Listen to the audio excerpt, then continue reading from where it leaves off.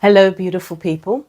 I'm going to talk about complacency, being complacent within a family system when there is obvious dysfunction happening, and dysfunction meaning narcissistic abuse.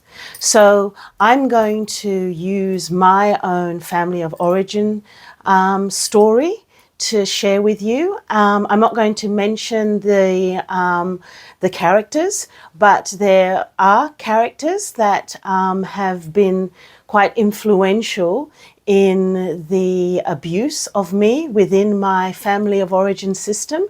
Now, the thing is that they could have never got away with it if it was just by themselves. They need to have people supporting them within the family system.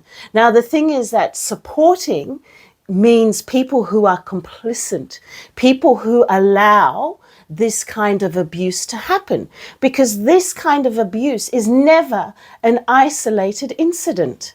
So again, this video is about being complicit. And the thing is that if you are complicit, you are actually, yes, you are actually condoning that behavior. Yes, so being aware of it and observing it and not doing anything about it makes you actually part of the behavior that's happening. And what happens is this behavior can happen in one generation, and then it actually becomes intergenerational, and then it becomes intergenerational again, and these become intergenerational patterns of behavior that move throughout family systems. So it is actually within your interest to be 100% aware of your behavior and how you behave if you are actually part of a system like this. Now, to become aware of this, if you are being complicit to this kind of behavior, is very easy.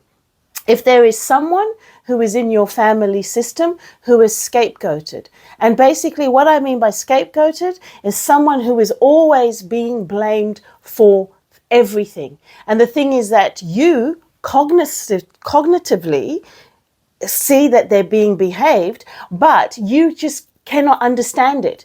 Like, you might be thinking, why are they being blamed? Because it doesn't actually make sense. And the fact that you feel that it doesn't make sense generally means it doesn't make sense. But you have been gaslit, you have been conditioned into believing a scenario about a certain family member. And unfortunately, most of these family members have never, ever done whatever it is that the narcissist has accused them of doing.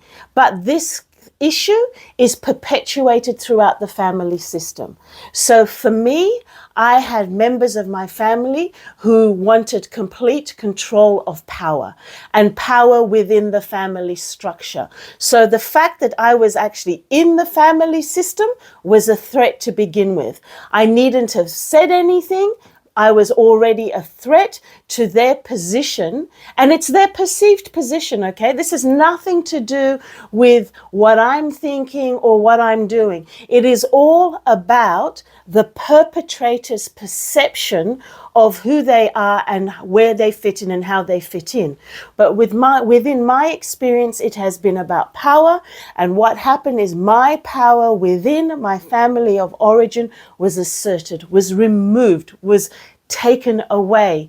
And everything that the narcissists and their supporters have done was to make sure that I have been demonized within the family system.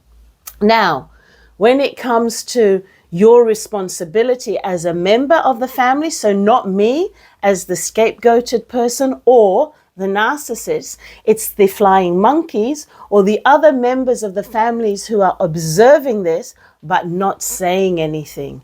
This is being complicit. And this is what allows these generational patterns of bad behavior to carry on throughout the generations. And what happens is this kind of behavior, which was evident within my family of origin, didn't start here. It's something that has been coming through the generations. And so this kind of interplay is a normal thing. So the people who were in a position originally to stop what they had observed happening to me didn't do anything. They were complicit to this behavior because either they weren't aware of it, or it got really bad before they could do anything, or they were just in fear, or they were fence sitters.